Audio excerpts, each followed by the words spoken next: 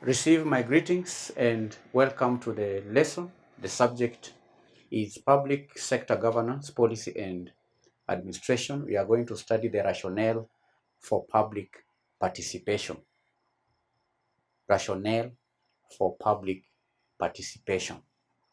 We are going to study why public participation is crucial in public policy making. Now, public participation is not merely a procedural requirement. It is a fundamental principle of good governance and democratic decision making, because public participation is anchored in the belief that those affected by decisions should have a voice in shaping the decisions. Those who do what? Those who are affected by decisions should have a voice in shaping them. And that's why we want to study the importance of public participation in public policy making. The first reason is that public policy enhances decision making. One, it enhances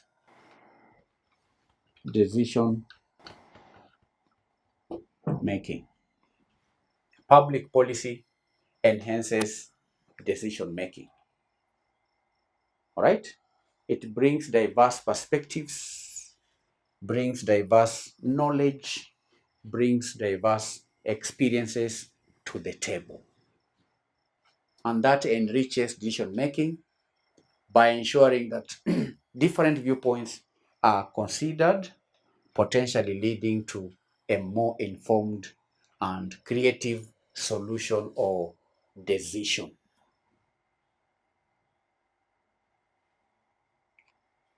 Two, it leads to increased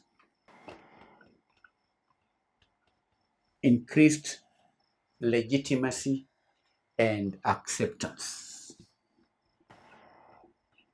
Increased legitimacy and acceptance. When people feel heard, when people feel involved, they are likely to accept and support decisions. Even if they don't fully agree with the decisions.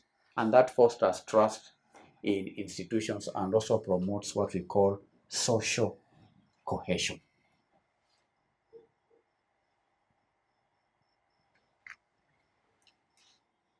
Three, improved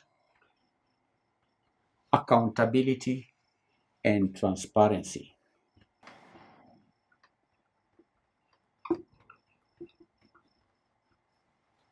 You must have realized anytime we are talking about accountability, it has to be associated or put together with transparency.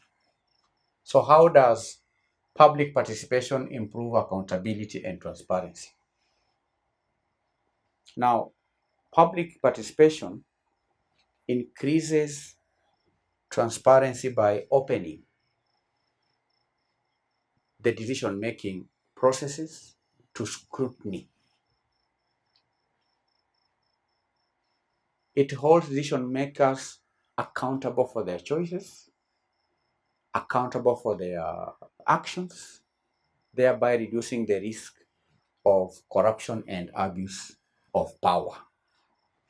It improves accountability and transparency. 4, empowerment and ownership. Empowerment and ownership. Public participation empowers individuals. It empowers communities by giving them a sense of agency and control over their lives. It fosters a sense of ownership over decisions, providing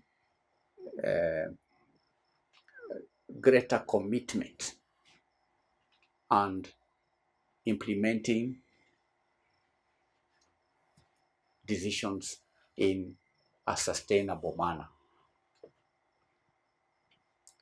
Participation empowers individuals by giving them a sense of control over their lives because it fosters a sense of ownership over decisions, leading to greater commitment to implementing and sustaining the decisions. Empowerment and ownership. 5, social learning and capacity building is another point that demonstrates the importance of public participation in public policy. Engaging in public participation can be a valuable learning experience for both the citizens and the decision makers because it promotes mutual understanding. It helps to build trust and also develops the skills and also knowledge that is necessary for effective collaboration. The sixth point, conflict prevention and resolution.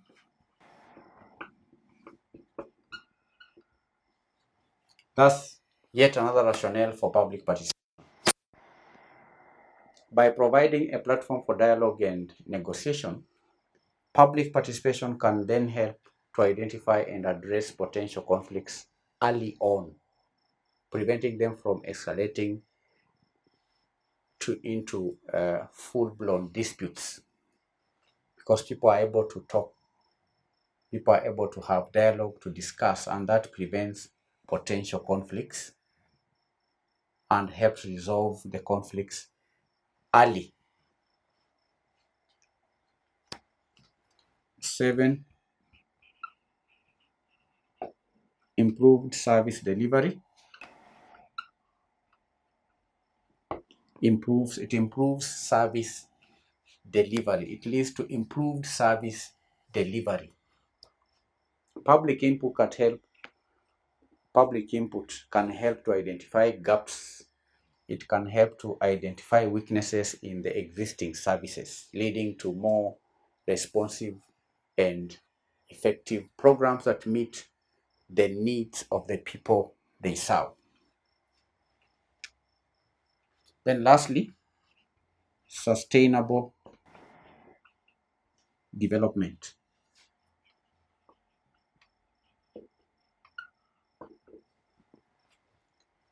Leads to sustainable development. Public participation is essential for achieving sustainable development.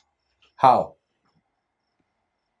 By involving local communities in decision making, it ensures that development projects are environmentally sound, socially equitable, and also economically viable in the long run. So these are 8 points to demonstrate the rationale for public participation. 1, it enhances decision making. 2, it leads to increased legitimacy and acceptance. 3, improves accountability and transparency. 4, empowerment and leads to empowerment and ownership of the decisions. 5, it's a tool for social learning and capacity building. 6, public participation can help prevent conflicts and resolve the conflicts early on. 7, it leads to improved service delivery. And lastly, it can help in sustainable development. 8 reasons why public participation is crucial in policy making process and development planning. Here is your today's assignment. 1, What are the specific benefits of public participation in terms of decision-making quality, legitimacy, and accountability? 2. Provide examples of how public participation has led to better policy outcomes or improved service delivery. 3. What are some of the potential drawbacks or challenges associated with public participation and how can these be addressed? 4. In what ways can public participation be integrated into different stages of the policy cycle, from problem identification to implementation and evaluation? Bye.